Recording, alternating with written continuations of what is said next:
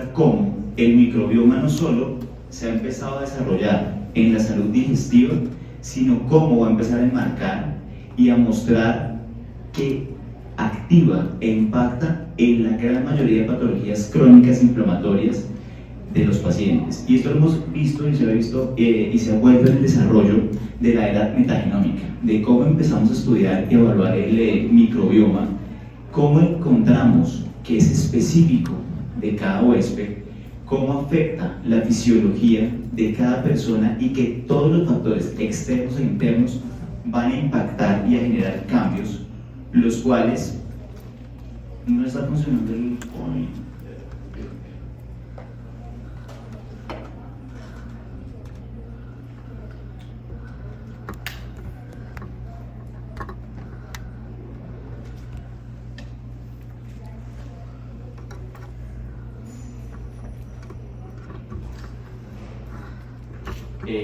los hemos encontrado en el desarrollo de los últimos 15, 20 años, cuando se ha empezado a definir mucho más frecuentemente el estudio del microbioma, el estudio de lo que popularmente se conoce como la flora intestinal, y vemos cómo esa concentración más alta de bacterias que se encuentran en el colon hacen que tengamos una mayor cantidad de conocimiento sobre dos especies, los Firmicutes y los Bacteroidetes, que son los que han desarrollado mayor compromiso en las patologías, no solo intestinales, con las que primero se empezaron a encontrar, sino en los demás órganos.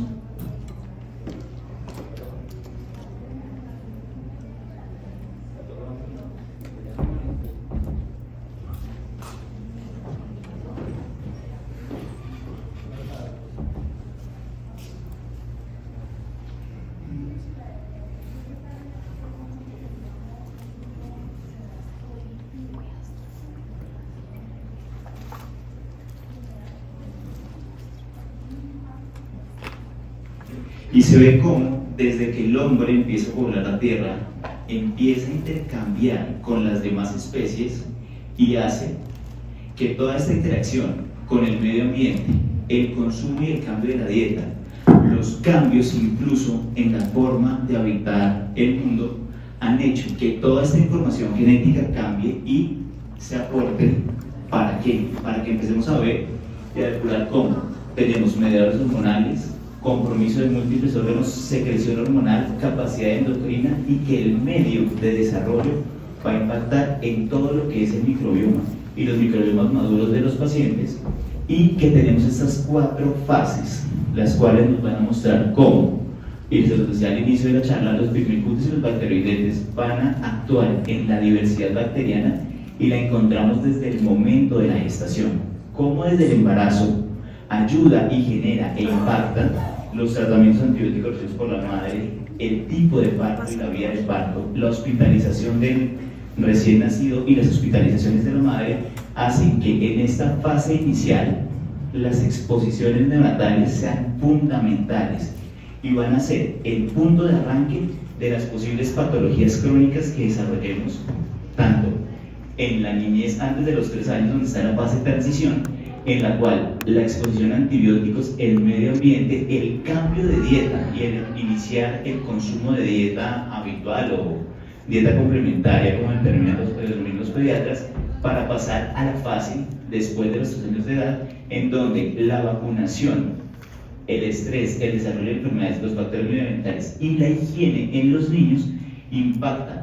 Es decir, no podemos satanizar absolutamente todas las medidas y toda la exposición que tienen los niños, pero tampoco podemos entrar a liberarlos sin control, porque esto nos va a generar que en la edad o en la fase de estabilización, que es en la edad adulta, la mayor exposición que se tuvo en la infancia va a hacer que tengamos una mayor predisposición y unos cambios epigenéticos para el desarrollo de enfermedades crónicas que se van a potenciar al final de la vida por la dieta con un menor consumo de fibra, menor consumo de vegetales, una dieta mucho más occidental, y va a hacer que empecemos a desarrollar lo que no queremos que entrar, que es esta disbiosis, que es como alteramos las bacterias benéficas, los comensales y los patógenos para generar que empecemos cuadros inflamatorios y proinflamatorios en estas patologías, y que busquemos sobre todo esto, la protección para bacterias, hongos y microbios en general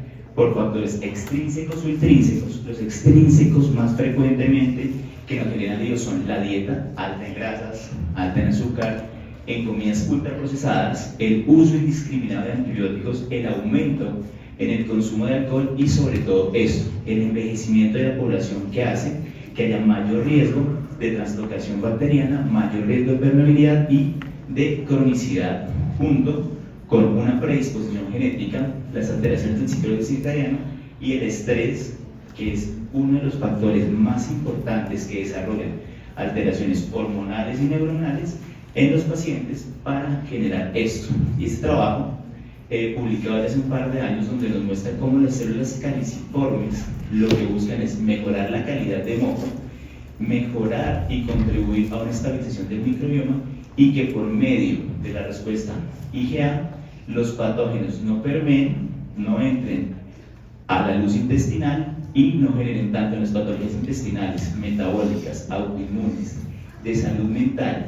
Y en el envejecimiento es donde vemos cómo impacta esta cadena y esta cascada inflamatoria, sobre todo con respuestas TH17, alterando la permeabilidad de la unión intracelular y transcelular, haciendo que haya más líquido, más agua a nivel de la luz, mayores episodios de diarrea. Por eso vemos cómo los pacientes con patologías intestinales hacen diarreas frecuentes, diarreas con el consumo de alimento por esa permeabilidad, y en los pacientes con patologías metabólicas esta inflamación crónica se va a dar por respuestas TH17 en las patologías inmunes de la misma manera, junto con una respuesta autoinmune que va a estar mediada por la respuesta HLA-B27. Es importante, y tenemos que resaltar también los pacientes de patologías psiquiátricas o patologías mentales, especialmente Alzheimer, depresión y demencia, donde vemos que la neurodegeneración está impactada, y lo vamos a ver ahorita en los trabajos, cómo la barrera hematoencefálica se va a permear por el aumento de la respuesta TH17 y estas enzimas, que son las que nos van a liberar las toxinas bacterianas, haciendo que haya más fatiga, ansiedad y depresión en los pacientes, y la homeostasis en los ancianos, que está mucho más alterada por estos mismos MAPs, que son quienes van a alterar las barreras transcelulares del intestino. Eso hace que veamos cómo, no solo en la salud intestinal impacta la disbiosis, sino que acordémonos que el 80% de la carga inmunológica del ser humano está en el intestino. Es supremamente importante, vemos cómo afecta absolutamente todos los órganos de la economía, y los últimos trabajos incluso están hablando del envejecimiento, del impacto en la piel en los pacientes que cursan con disbiosis crónica. En cuanto a las enfermedades autoinmunes, hay algo muy interesante, y en los pacientes con herpes reumatoidea que empiezan a presentar manifestaciones de daño sinovial, se ha encontrado que los autopéptidos que se desarrollan a nivel articular y a nivel periférico, que son el GNS y el PLMA, son similares hasta en un 67 y en un 80%, iguales a los de la prebotela que está a nivel intestinal. Lo que quiere decir que esa inmunidad articular está de la mano de la inmunidad mucosa, generando un mimetismo molecular y haciendo que el daño mucoso, sumado a la permeabilidad intestinal, es lo que ha mostrado en los trabajos desarrollados por ratones, en esos trabajos publicados recientemente al final del año pasado, que el daño sinovial se da luego de un daño mucoso y un aumento de la permeabilidad intestinal. Entonces los pacientes que empiezan a desarrollar patologías articulares ya vienen con unas enteritis crónicas, y lo vemos también en el desarrollo de otra serie de patologías autoinmunes, como son las espondiloartritis, donde hay un incremento y una alteración de la diversidad bacteriana, una disminución de las enzimas producidas por la prebotela, y algo muy importante que genéticamente marca, incluso en gemelos con expresiones HLA-27 positivas o negativas, la distribución y la variabilidad del microbioma en cuanto a las manifestaciones de las patologías, y en los pacientes con artritis reactiva, como tienen una mayor incidencia a tener patologías y afectaciones por este tipo de bacterias como la clamidia, el clostridium, la salmonela, y la mayoría de pacientes que desarrollan cuadros autoinmunes van a tener asociado o no síntomas gastrointestinales, pero siempre van a tener enteritis agudas. Las enteritis pueden estar en la patología de las biopsias intestinales con infiltración aguda por neutrófilos y crónica por monocitos. Y es muy importante que logremos esta remisión de la inflamación intestinal para disminuir y mejorar la respuesta a los tratamientos sistémicos de los pacientes. En el lupus, sabemos que es una enfermedad de autoanticuerpos con una afectación multisistémica y vemos que en los estudios se encuentra un desbalance entre Firmicutes y Bacteroidetes, una menor diversidad bacteriana, una sobreexpresión de la fosforilación oxidativa y la utilización de los glucanos y un microbioma más alterado. Eso hace una mayor susceptibilidad, una mayor permeabilidad, y los estudios con trasplantes de materia fecal en ratones germ-free hacen que los ratones que tienen lupus, a los cuales se trasplanta la materia fecal a ratones sanos, desarrollan lupus-like. Entonces vemos cómo la información intestinal es tan importante, y cuando el traspaso es de ratones normales, hay una exacerbación de la respuesta inmunológica, y cuando a los ratones se les corrige esa disbiosis, hay una mejoría en el impacto clínico y en el endpoint de los estudios, en lo cual muestra que al corregir y al manejar la disbiosis en este tipo de pacientes, la morbimortalidad mejora de manera importante. En la parte metabólica, también encontramos que los pacientes con sobrepeso, obesidad, síndrome metabólico, hígado graso, arteriosclerosis, hacen una alteración en la homeostasis a nivel intestinal, generando mayores péptidos antimicrobianos, mayor producción de inmunoglobulina A, alteración de los ácidos biliares, de la absorción de inulina y del ácido graso sintetasa, generando que una dieta marcada por el uso y consumo de azúcares, grasas y alimentos ultraprocesados han mostrado en los pacientes una mayor degradación y en la calidad del moco intestinal, desarrollo a nivel bacteriano intestinal de proteogénicos, daño de las células de la lámina propia y toda la disfunción metabólica, incluyendo la disfunción de los receptores GLUT2 en los pacientes con hiperglicemia. Entonces son pacientes que también deben manejar la disbiosis para lograr los objetivos terapéuticos, que son básicamente estos.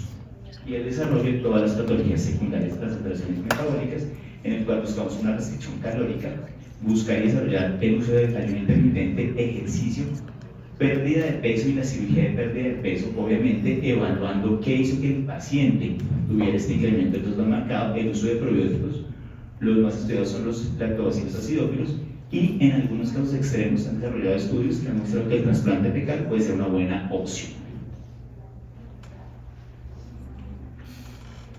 Lo que les decía al principio, la neurodegeneración, pacientes con depresión, ansiedad, Alzheimer, se ha visto como la permeabilidad de la barrera hematoencefálica extrapolada por estas dos patologías, el síndrome de Miller-Fisher, donde se ve que los ácidos glicoconjugados liberados por el Campylobacter jejuni y en esquizofrenia, las enterobacterias hacen una activación astroglial del cerebro, muestran que por vía endocrina, vía neural y vía inmune, esa barrera hematoencefálica que nosotros considerábamos que no se podía permear o que era muy difícil permear, está siendo comprometida por una inflamación sostenida de bajo grado, en la cual se desarrolla mediante, primero, la aparición y la progresión de los metabolitos de las bacterias, y en los estudios, como este publicado hace un par de años, muestran cómo en ratones jóvenes receptores de trasplantes o de materia fecal hay una mayor alteración en la microglía y un mayor desarrollo de envejecimiento cuando son receptores de ratones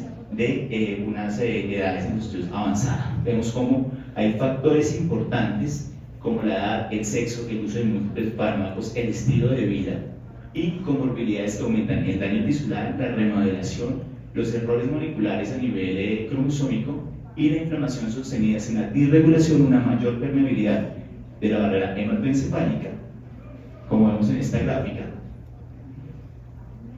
que hace que la disbiosis hace una translocación, desarrollo de citoquinas y hace un aumento por señales del nervio vago que entren a los monocitos por señales de mensajeros secundarios, activan el transporte de citoquinas, pasan la barrera hematoencefálica y empiezan a desarrollar alteraciones hormonales, aumento del cortisol, que sabemos que es una hormona proinflamatoria, y disminución de algunos neurotransmisores que hacen que el paciente entre en depresión más rápido, porque entre más alto el cortisol, menor dopamina y mayor riesgo de depresión y ansiedad, lo que hace que estos pacientes tengan mayores riesgos de patologías del sistema nervioso central. En la enfermedad gastrointestinal es súper conocida, de las patologías más estudiadas, como se altera toda la diversidad a nivel bacteriano, como disminuyen los firmicutes, aumentan las protobacterias y se dañan todas las uniones celulares por toda la cascada inflamatoria que se desarrolla. Hay mayores síntomas, mayor daño mucoso y mayor compromiso y menor respuesta a los tratamientos, y hacen que los pacientes sean mucho más sintomáticos y que tengan una menor respuesta a los fármacos utilizados. Si no, usamos probióticos, sobre todo los más estudiados en síndrome de Crohn. El síndrome de intestino irritable usualmente es donde más frecuentemente podemos llegar a usar probióticos, de una manera un poco más frecuente en los últimos años, y es donde encontramos esto, que cuando vemos a los pacientes con disbiosis o con SIBO, vemos como un alto porcentaje, cuando hacemos las pruebas de test respiratorio, o sea, de glucosa o de lactulosa, encontramos que cuando son positivos tienen sobrecrecimiento bacteriano, son pacientes que tienen mayor dismotilidad, pasan de diarrea a estreñimiento o viceversa. Son pacientes que tienen mucho más expresión de dolor, con más hipersensibilidad visceral, mucho más activación autoinmune, mala absorción de los carbohidratos y descomposición de las sales biliares, que hacen que tengan mucho más diarrea y que se permee o que se cronifique mucho más la permeabilidad intestinal, haciendo que se cronifiquen mucho más los síntomas.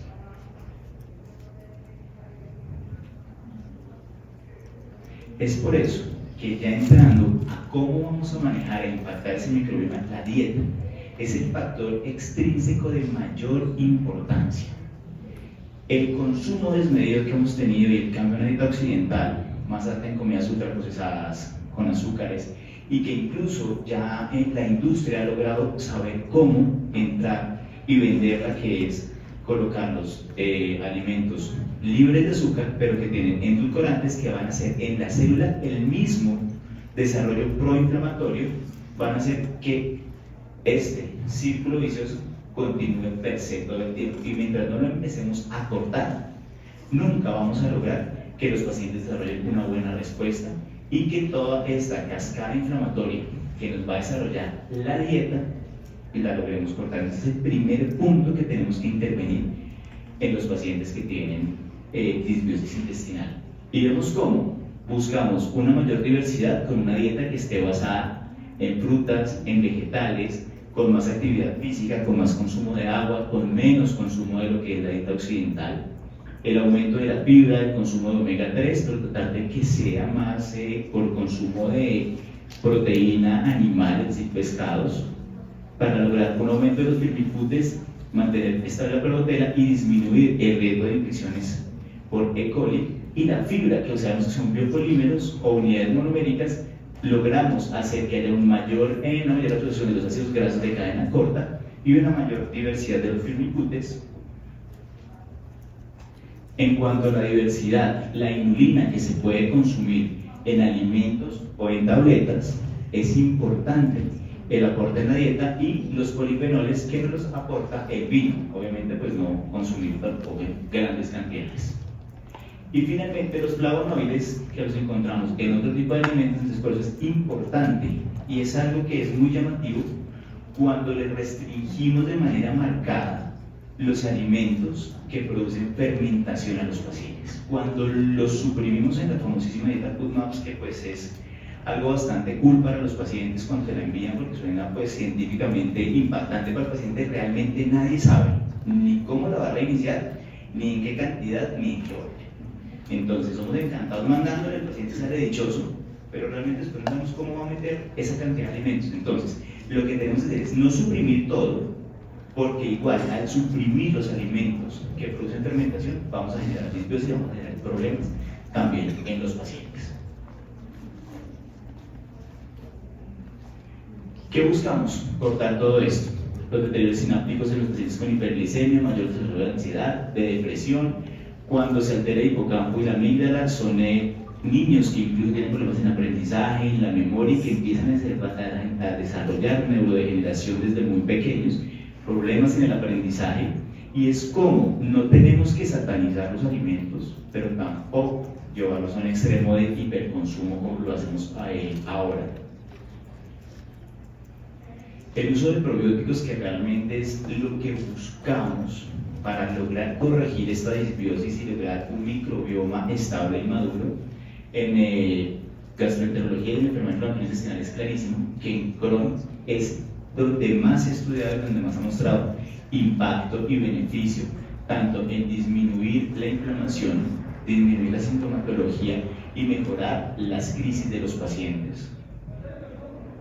Vemos cómo en las patologías metabólicas, especialmente en hígado graso, encontramos en este metaanálisis cómo impacta la disminución y normalización de los marcadores inflamatorios, cómo se disminuye la necesidad también del uso de biopsia hepática en los pacientes y cómo los marcadores de la elastografía también mejoran de manera dramática en los pacientes que se les corrige la disbiosis y que el objetivo terapéutico es corregirlos con probióticos. En pacientes con síndrome metabólico y diabetes, en este trabajo muestra cómo los resultados son mucho mejor versus el placebo, incluso con las concentraciones de ácidos grasos de cadena corta y sus desenlaces y el control glicémico de los pacientes comparado con placebo.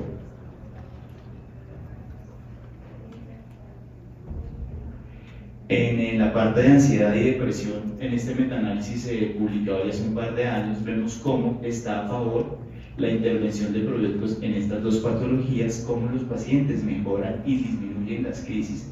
Y finalmente el trasplante de materia fecal, que puede llegar a funcionar, que todavía faltan muchos estudios para buscar un desenlace adecuado por costos, seguridad y demás, pero que sería la última opción. Tenemos herramientas mucho más económicas, mucho más fáciles, mucho más a la mano, que tenemos que entrar a aplicar en nuestros pacientes y ver cómo no solo es el sistema o el síntoma sistémico que nos puede presentar, sino que realmente algo mucho más atrás que nosotros tenemos que tener que trabajar para lograr que el paciente no llegue a desarrollar la mayoría de patologías crónicas a las cuales nos enfrentamos.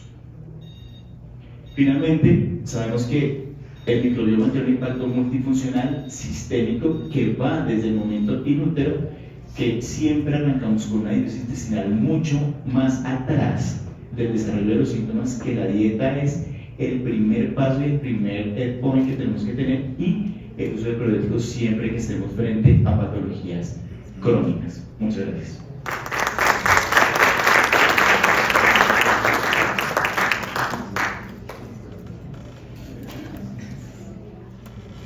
Doctor Camilo, muchas gracias por su valiosa intervención. Iniciamos de esta manera la sesión de preguntas por parte del público asistente.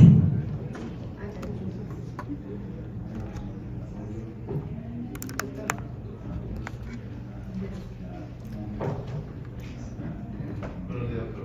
Buenos días. Juan Felipe Guzmán. Si FODMAPs no, ¿qué alternativas tenemos? Y si en su experiencia, ¿cómo nos salimos? Porque es el problema que tenemos todos cuando hemos FODMAPs. Nos quedamos como metidos en una cárcel que no sabemos cómo salir de ahí. En su experiencia, ¿cuál sería la alternativa? Si sí, y si no, ¿qué otra opción tenemos? Bueno, a ver, lo que pasa es que esta respuesta puede generar incluso un hecho entre las sociedades científicas de gastro, pero bueno. La dieta FODMAP, yo no creo que es para el síndrome intestinal irritable. ¿Por qué? Porque yo extrapolo la dieta a la ropa de la gente. Solo lo dice una persona, a nadie más. Entonces, la dieta tiene componentes micro que nadie ve.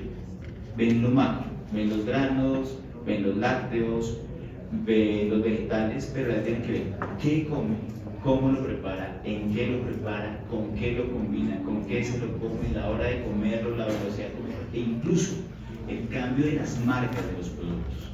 Porque la leche A o B puede ser la misma, pero desde que está la entrada de la leche, como alimentan las vacas, el plástico o el cartón del producto es completamente diferente, y sobre todo los preservantes. Entonces hay personas que dicen, mira, a mí la leche me hace daño, pero el queso no. Entonces, ¿usted por qué tiene que entrar a prohibir eso? ¿Sí? Ese mito que tiene la gente es que si yo caliento el microondas me hace daño. La pregunta es el famoso mito del microondas, pues el plástico que cuando se calienta libera unas sustancias que usted las está tragando, y si calienta el vidrio no le pasa nada. Pues caliente el vidrio y no deje de calentar. Entonces tenemos que extrapolar eso. Y dos, cuando uno entra a la dieta FODMAPs, la mayoría de pacientes mejoran. ¿Por qué? Porque usted le quita los alimentos que generan fermentación, menos gas y pues obviamente menos distensión y demás. El problema es que nadie, no hay ningún mundo, por los que yo conozco, no sé si mis compañeros conocen alguno, que le diga cómo arrancar a meter esos alimentos. No existe, ni siquiera en la cantidad. Entonces empieza a meter primero la lenteja, después meter el carbo. No existe, porque es que además hay muchos de los granos que son muy nuestros. Usted no se va a ir a Nueva Zelanda si tiene que morir, porque no los van a comer. ¿Sí? Entonces también tenemos que extrapolar, porque la gran mayoría de estudios clínicos no tienen una extrapolación, o sea, no tienen una alta validez externa, tienen una altísima validez interna, donde está en una población específica, pero cuando lo aterrizamos en nosotros, la mitad de esa población no es ni siquiera similar a la nuestra. Entonces yo creo que tenemos que tratar de individualizar la dieta, y el ideal de un programa de nutrición sería hacer talleres con los pacientes. Yo he tenido pacientes que han tenido que cambiar el sistema de cocción, porque las ollas que les venden de aluminio no son sino de otro producto, liberan cosas cuando se calientan, y eso hace que el paciente peor. Entonces todo eso tenemos que verlo muy lento y enseñarle al paciente que esto es ensayo-error, y a la final el paciente va a tener una mejor calidad de vida cuando logra conocer que sí y que no, y no retirar una cantidad de alimentos que pues muchas veces le funcionan y no le generan síntomas. Dentro de todo este concepto dietario entra algo, o tiene algo que ver esto nuevo, que no es tan nuevo, ¿no? De la convergencia molecular de los alimentos. Digamos que la idea es eso, llegar a conocer el microbioma del paciente y dirigir la dieta hacia allá. Más que conocer la composición del alimento, es conocer el microbioma del paciente para llevarlo hacia la dieta. Lo que pasa es que tiene un costo altísimo, una dieta personalizada, pero el problema es que aquí en Colombia, en Bogotá, hay 2 o 3 instituciones que hacen el coproscópico funcional. El problema es que eso vale 3,5 millones de pesos. Para al final terminar dando rifaximirina y probióticos. Y ajustándole la dieta, entonces meterse un billete para que al final terminemos todos en la misma cuestión. Ya hay trabajos que incluso para mantener la diabetes controlada es darle rifaximirina por lo menos por un mes diario, una dosis a los pacientes, extrapolado a los pacientes que van para trasplante hepático, y la respuesta ha sido muy buena. Yo creo que es más, en vez de mirar la parte molecular del alimento, es mirar la parte del microbioma del paciente y llevarlo hacia la dieta. Es más fácil ese orden que adaptar el alimento para resolver. ¿Alguna otra intervención, pregunta, comentario? Tenemos en la parte de atrás, por favor.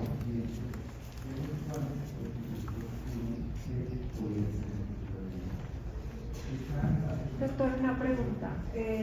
Bueno, una vez ustedes hacen como todo el análisis del microbioma, también está en el paciente conocer que le cae muy mal, o sea, que su cuerpo no asimila tanto como, porque hay muchos alimentos y lo que usted dice, ¿no? A todo el mundo le cae mal lo mismo. O sea, también es un autoconocimiento de la persona. Sí, la idea es esa, la idea es que el paciente se aprenda a conocer. Porque el otro punto, no sé si aquí hay nutricionistas, es que el pensar es muy inconforme a la nutrición. Porque es que me entregaron la misma hoja a mi esposo y a mi hijo, y cada uno es por una vaina diferente. ¿Sí? Y me dieron la misma hoja. Entonces, ¿y qué hago con esto? Me quitaron la papaya que me hace funcionar el estómago y me dejaron el banano que me sopla. No, pues no se coma el único más que le sirve. ¿Sí? Entonces, es una cosa de autoconocimiento. ¿Para qué? Porque es que el problema de la dieta lo vemos muy fácil, pero realmente se vuelve una pesadilla para los pacientes, porque se siente que ya no vuelve a salir, que su parte social se altera, que no va a ningún lado, que yo no salgo porque es una pereza comer, todo me hace daño, yo no voy allá. Entonces, si usted se aprende a conocer y sabe que el ajo y la pimienta le hace daño, pues cuando va al restaurante dice, no me le echa ajo ni pimienta, que puedo comer sin problema. ¿Sí? Esa es la idea, que el paciente se aprenda a conocer. Al principio es una tarea difícil, compleja, pero que es el objetivo, para que tengamos una mejor calidad de vida y sobre todo que cuando hay dietas que les entregan los clientes con los productos que en este momento a veces son incomparables para muchos de nuestros pacientes, que es algo que también uno entra a mirar y dice, no, pues que me mandaron el jamón de no sé qué, me mandaron una cantidad de cosas que no me alcanzan a comprarla. También tenemos que ver y ponernos en los zapatos del paciente, ¿no? Hasta dónde puede ir y pues tratar de adaptar las cosas. Que digamos que alimentos tienen como probióticos, digamos que, a ver, ¿con qué alimentos uno podría prevenir ciertas cosas que tengan probióticos? A ver, los alimentos tienen probióticos, los alimentos tienen prebióticos, que es lo que genera la fermentación. Los probióticos son sintéticos y son lo que lleva usualmente alimentos con probióticos no son para tratamientos. Acordemos una cosa, es que el probiótico está empezando a virar igual que un antibiótico para una patología, en una dosis, en un tiempo específico y con unas cepas determinadas. La mayoría de productos lácteos les colocan probióticos, pero no sirven de tratamiento. Es como hay como algunas de medio mantenimiento, pero no más. Incluso desarrollar estudios, y creo que aquí hay un funcionario del INVIMA que me va a decir si estoy equivocado o no, es muy complejo y por eso los registros INVIMA de los probióticos en Colombia son de alimentos. O sea, sería imposible entrar en un probiótico en Colombia. Sería imposible, porque los desenlaces tienes que medirlos desarrollando estudios de microbioma. Y sería imposible y económicamente muy complejo. Entonces, los desenlaces clínicos se encuentran y los estudios son con grupos poblacionales muy pequeños y es más fácil entrarlo como un complemento de alimento que como un medicamento. Entonces, los alimentos nos entregan son no nos digan prebióticos, los prebióticos, pero los probióticos son, todos son desarrollados por la industria farmacéutica, y los posbióticos ya son una combinación que nos puede dar también la industria. ¿Listo? Pero los alimentos no nos dan probióticos, sino prebióticos, que son fermentables.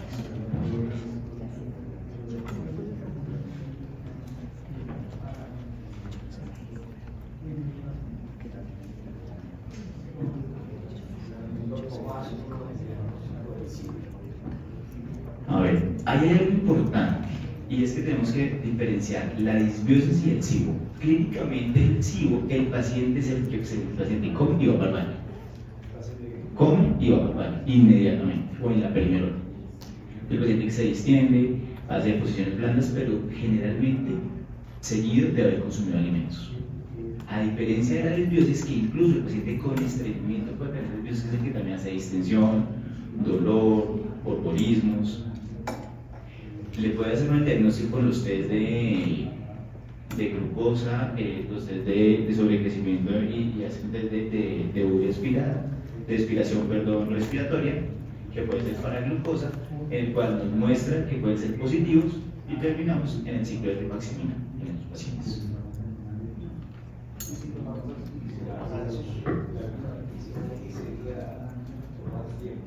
La dosis de rifaximina para diabetes son 500,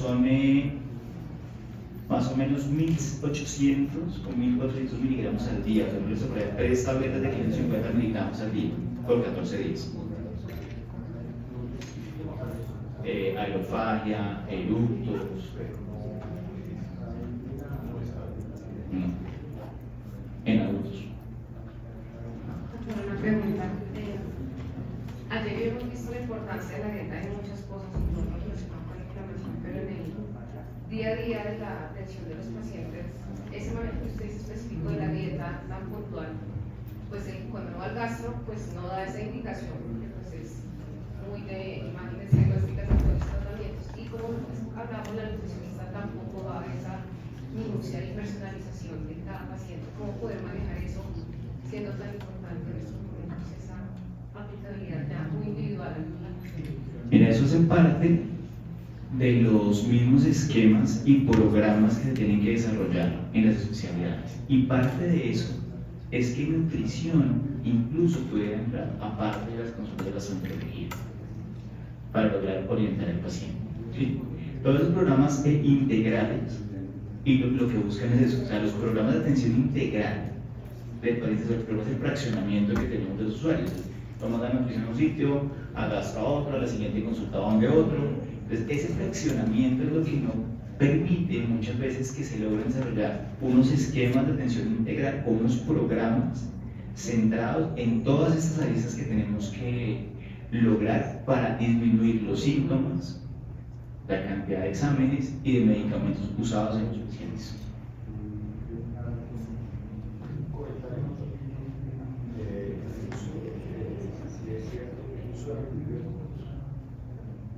Durante el uso del antibiótico durante 5 días. El uso de antibióticos durante 5 días, la persona para que recupere su flora intestinal, su microbiota, 5 días de antibióticos se demoran 6 meses. Y si son 10 días sería casi un año. Es posible que durante el tratamiento con antibióticos se utilice, por ejemplo, ciertos probióticos a base de lactobacillus rhamnosus o Saccharomyces boulardii con un intervalo de 2 horas de diferencia a la toma del antibiótico. Digamos que lo ideal del paciente que va a recibir antibióticos es que tenga algo de probióticos. Hay que mirar el tiempo del uso del antibiótico y el consumo del probiótico para que no vaya a alisar la función del probiótico. Entre más alejado esté de la hora del consumo o de la administración del antibiótico, es mucho mejor. Hay algunos productos que han mostrado que incluso a pesar del tipo de mecanismo de acción del antibiótico, no se altera la función del probiótico. Entonces pueden funcionar. Es ideal llegar a un modular, que si son 5 o 10 días, no conozco estudios que hablen que si se recibe el paciente 5 días de tratamiento, se demore tanto tiempo en rehabilitar la flora intestinal. El tratamiento de rehabilitación con probióticos es mínimo de 3 meses, que es donde se logra, y se ha establecido en los estudios, que se logra una flora estable y madura. Antes no, pero desconozco estudios donde digan que si son 5 días, lleva tanto tiempo de rehabilitación o son 10 días más. No sé, eso sí, la verdad, no los conozco, no se han desarrollado para no establecer o definir ese tiempo de rehabilitación del microbioma, porque cuando el microbioma cambia por el uso de antibióticos, la diversidad es totalmente diferente, y lo que uno busca con el probiótico es reversarla al estado basal.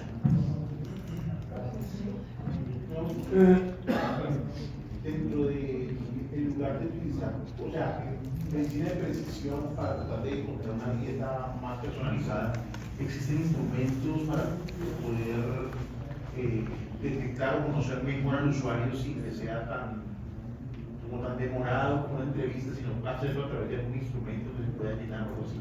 Ese sería el ideal. Ese sería el ideal. ¿La tarea es eso? Es la tarea para empezar a hacer.